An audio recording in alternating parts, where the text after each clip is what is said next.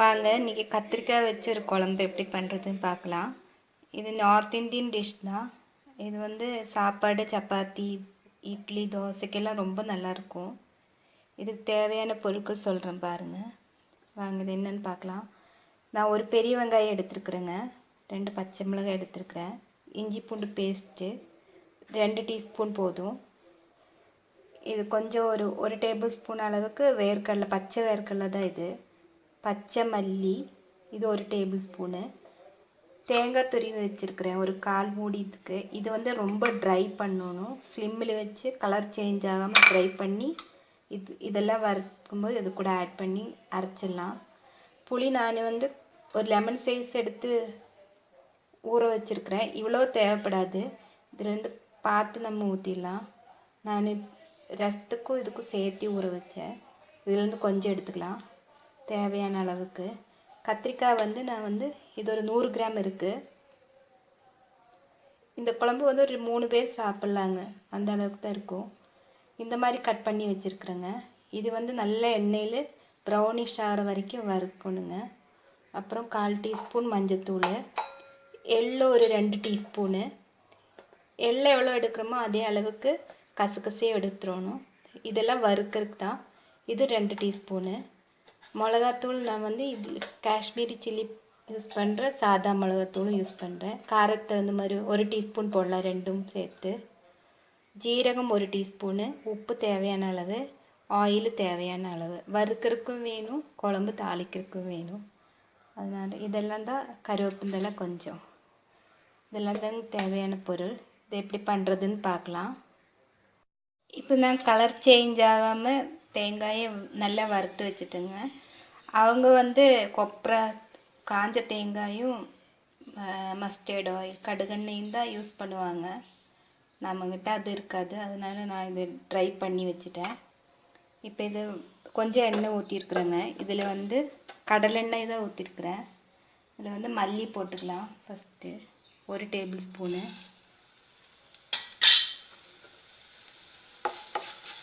இது கொஞ்சம் ஃப்ரை ஆகட்டுங்க. மல்லி வறுக்கிற ஸ்மெல்லு வரும், அப்போ நம்ம வந்து கடலை போட்டுக்கலாம், வேர்க்கடலை. எல்லாம் ஒட்டுக்க அரைக்க வேண்டியதுதாங்க வறுத்துட்டு.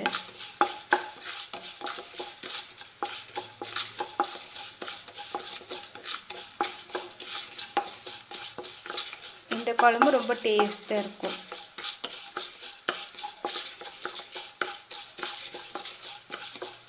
நான் ஸ்லிம்மில் தாங்க வச்சுருக்கிறேன், தீயக்கூடாதுன்ட்டு. கொஞ்சம் பொறுமையாக வறுத்துட்டா நல்ல கலர் நல்லாயிருக்கும் பார்க்குறதுக்கு. கைவிடாமல் கிளறுனா போதுங்க. இது இப்போ பொரிஞ்சிடுச்சு. 1 டீஸ்பூன் ஜீரகம் போட்டுடுறேங்க.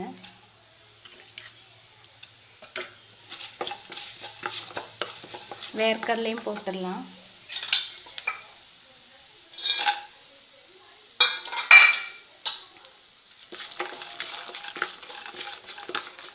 ரெண்டும் நல்லா ஃப்ரை ஆகட்டுங்க. ஏன்னா எள்ளு, இது கசகசை எல்லாம் சீக்கிரம் ஃப்ரை ஆகும்.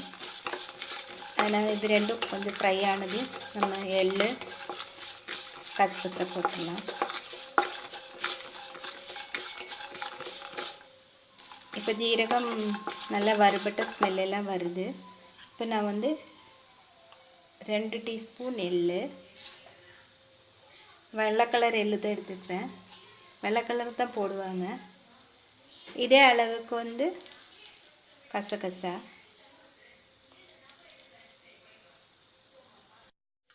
நான் 1 டீஸ்பூன் கசகசா போட்டேன். இந்த 2வது டீஸ்பூன் போடுறேன். 2 நல்லா வறுத்துடலாங்க.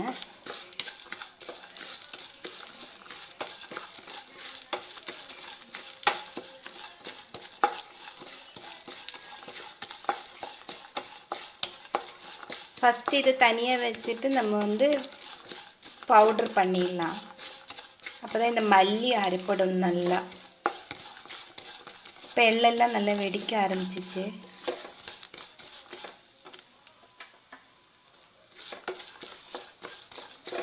இதை பவுட்ரு பண்ணிவிட்டு தேங்காய் வெங்காயம் எல்லாம் சேர்த்து அரைச்சிடலாம் நம்ம. இப்போ நான் இது தனியாக வாங்கி வைக்கிறேன். அப்புறம் வெங்காயம் வணக்கிடலாம். நல்லா பொரிஞ்சு வருது, போதும். ஆஃப் பண்ணிவிட்டு அடுப்பை இது வந்து தனியாக ஆறிட்டின பிறகு பவுடர் பண்ணிவிட்டு வெங்காயத்தை வணக்கிடுறேன். இப்போ நான் அதை வந்து ஃப்ரை பண்ணி எடுத்து வச்சுட்டேங்க. அது ஆறட்டும். அதுக்குள்ளே நம்ம வெங்காயத்தை வணக்கிடலாம். கொஞ்சம் 1 டீஸ்பூன் எண்ணெய் ஊற்றிருக்கிறேன். அதே இதிலே வணக்கி விட்டுடலாம். அந்த வடச்சட்டியில் ஒரு பெரிய வெங்காயம் தான் இது. எல்லாம் சேர்ந்து குழம்பு கொஞ்சம் திக்காக இருக்கும். நம்ம பார்த்து தண்ணி ஊற்றிடலாம்.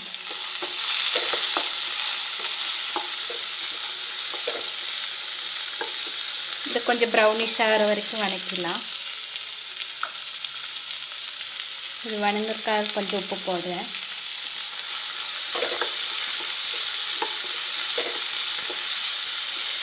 போட்டால் கொஞ்சம் சீக்கிரம் வணங்கிடும்.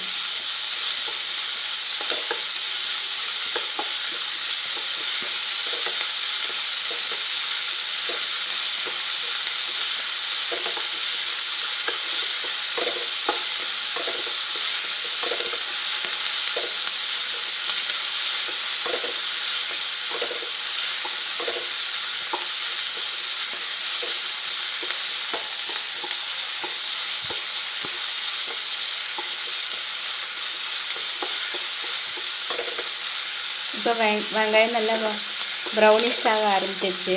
கொஞ்சம் கூட வணக்கிடலாம்.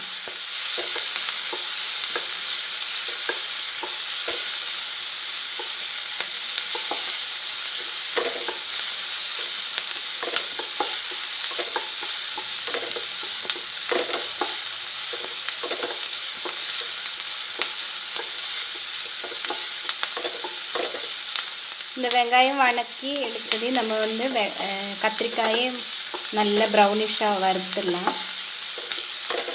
ஒரே சட்டியில் எல்லாமே பண்ணிடலாம். நம்ம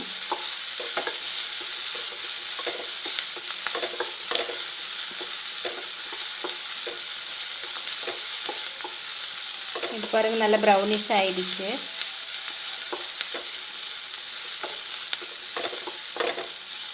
இன்னும் 2 நிமிஷம் வணக்கி விட்டுட்டு நம்ம அரைக்கிறதுக்கு இதை ஆற வச்சிடலாம்.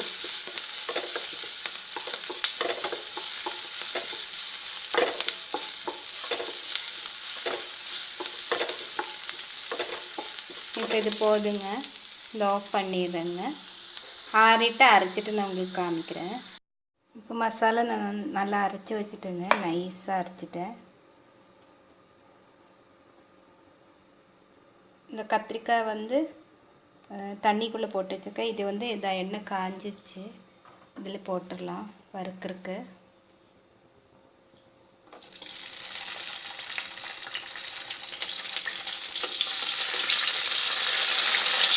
கத்திரிக்காய் இவ்வளோதான் போடணுங்கிறது இல்லை. இன்னொரு இந்த வீட்டில் எத்தனை மெம்பர்ஸ் இருக்கோ ஜாஸ்தி கூட போடலாம். இது கொஞ்சம் ப்ரௌனிஷ் ஆகிற வரைக்கும் வறுத்துடலாம். ஹையில் வச்சுக்கலாம்.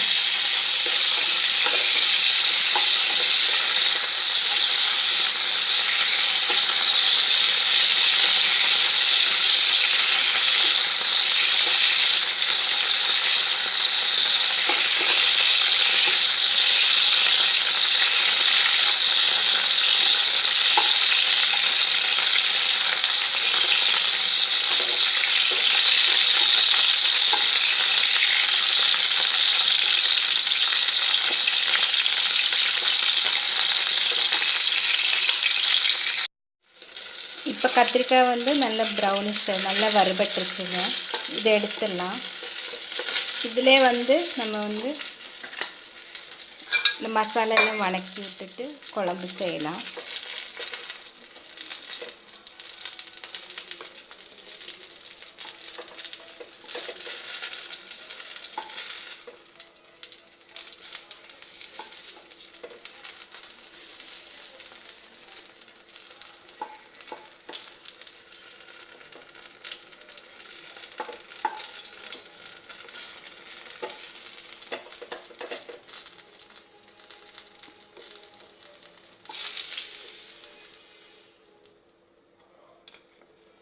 அவ்வளோதாங்க. நான் ஸ்லிம்மில் வச்சுட்டேன். கொஞ்சம் கூட எண்ணெய் ஊற்றிடலாம். கொஞ்சம் இருக்க எண்ணெய் கொஞ்சமாக ஊற்றினா போதும். இதில் வந்து இப்போ இஞ்சி பூண்டு பேஸ்ட் போட்டுடலாம். ஒரு டேபிள் ஸ்பூன் அளவுக்கு இருக்குது இஞ்சி பூண்டு பேஸ்ட்டு.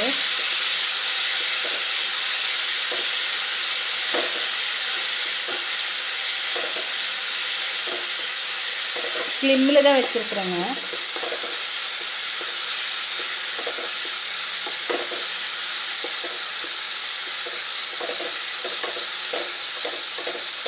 என்னோடய ரெசிபீஸ் பிடிச்சிருந்தா லைக் பண்ணுங்கள், ஷேர் பண்ணுங்கள்.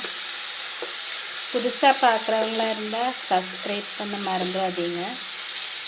உங்கள் கமெண்ட்ஸு சொல்லுங்கள் மறக்காமல். இப்போ இதில் வந்து 1/4 டீஸ்பூன் மஞ்சள்தூள். எண்ணெய் பிரிஞ்சு வர ஆரம்பிச்சிச்சு.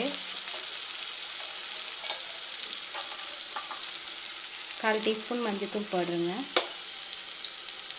1/2 டீஸ்பூன் சாதா மிளகாத்தூள்.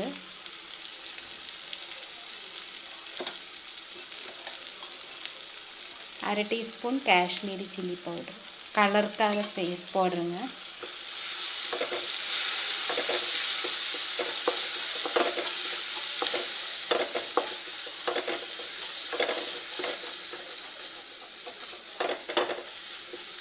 இந்த பச்சை ஸ்மெல்லாம் போகட்டும் இதோட மசாலாவோட. இதிலே நம்ம வந்து 2 பச்சை மிளகாய் போடுறேங்க. காரத்துக்கு நீளமாக கட் பண்ணி வச்சுக்கிறேன்.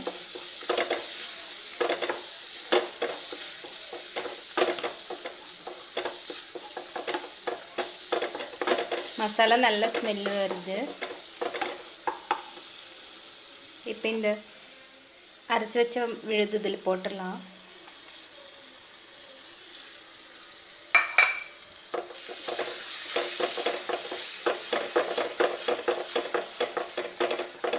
இதிலே கொஞ்சம் ஃப்ரை ஆகட்டுங்க.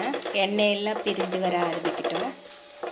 அப்போ வந்து நம்ம புளி ஊற்றி கருவேப்பிலை போட்டு இந்த வறுத்து வச்ச கத்திரிக்காயும் போட்டுடலாம்.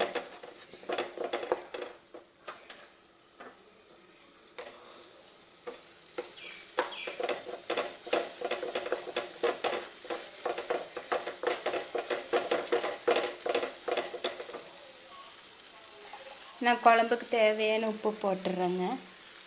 ஆல்ரெடி கொஞ்சம் ஒரு பிஞ்சு உப்பு வெங்காயம் வணக்கும்போது போட்டிருக்கோம். பார்த்து போட்டுக்கலாம்.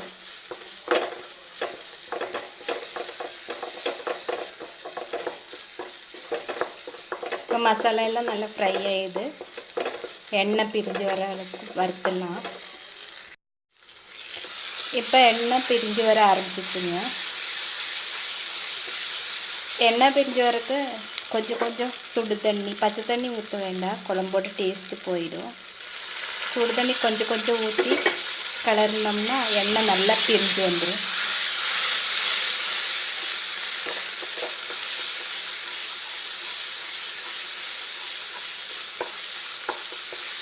மசாலையும் நல்லா சீக்கிரம் வெந்துடும் சூடாக இருக்குங்காட்டி.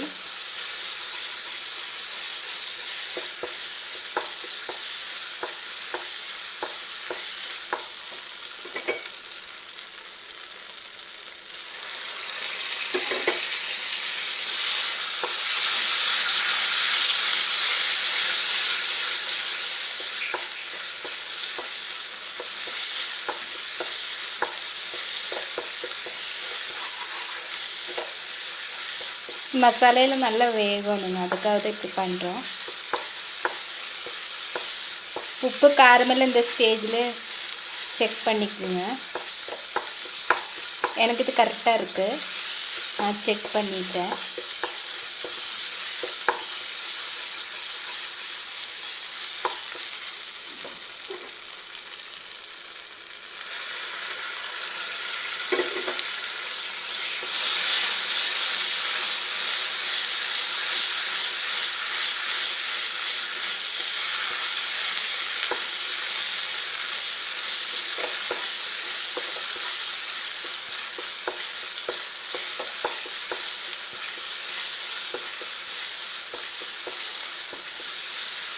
இப்போ எண்ணெயெல்லாம் வெளியே வர ஆரம்பிச்சிருச்சு பாருங்க, தெரியுது. இனி வந்து நம்ம வந்து புளி ஊற்றிடலாம். கொஞ்சம் கருவேப்பிலை போட்டுட்டு புளிலாம் கரைச்சி வச்சுருக்கிறேன், கொஞ்சமாக ஊற்றிடலாம். போதும்.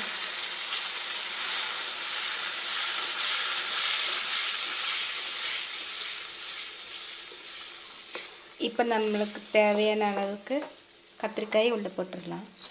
வேகட்டும். அது கூட எவ்வளோ கிரேவி வேணுமோ அதுக்கு தகுந்த மாதிரி தண்ணி ஊற்றிடலாங்க. இந்த குழம்பு வந்து ரொம்ப திக்காயிடும், அதனால நம்ம நிறையவே தண்ணி ஊற்றிடலாம். இப்போ மூடி வச்சுட்டு நல்லா கொதிக்கட்டும். புளியோட பச்சை ஸ்மெல் எல்லாம் போகட்டுங்க, ரொம்ப திக்காயிடும். அப்புறம் நம்ம தாளிச்சிடலாம். எண்ணெய் எல்லாம் வெளியே வர ஆரம்பிக்கும், அப்போ நம்ம ஆஃப் பண்ணிடலாம். நான் ஹையில் வச்சுட்டுங்க, மூடி எடுத்து மூடி வச்சிடுறேன். இப்போ வந்து குழம்பு ரெடி ஆயிடுச்சுங்க. பாருங்கள், எண்ணெய் எல்லாம் வெளியே வர ஆரம்பிச்சிச்சு சைடில் இருந்து. போதும், எனக்கு இந்த திக்னஸ் வேணும், அதனால நான் கொஞ்சம் தண்ணியாட்டேன். சாப்பாடு கூட சாப்பிட்றதுனால உங்களுக்கு வேணால் திக்காக சப்பாத்திக்கெல்லாம் சாப்பிட்றதா இருந்தால் கொஞ்சம் கூட திக் பண்ணிவிடுங்க. நான் இப்போ இதை ஆஃப் பண்ண போகிறேன். கொஞ்சம் கூட கருவேப்பிலை போட்டுடலாம், தாளித்து ஊற்றிடலாம்.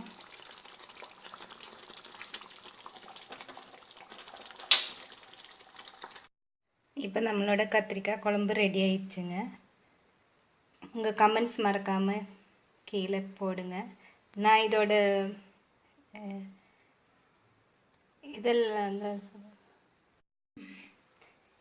இன்க்ரீடியன்ஸ் எல்லாம் டிஸ்கிரிப்ஷன் பாக்ஸில் போட்டிருக்கிறேன். உங்களுக்கு ஏதாச்சும் சந்தேகம் இருந்தால் செக் பண்ணிக்கோங்க.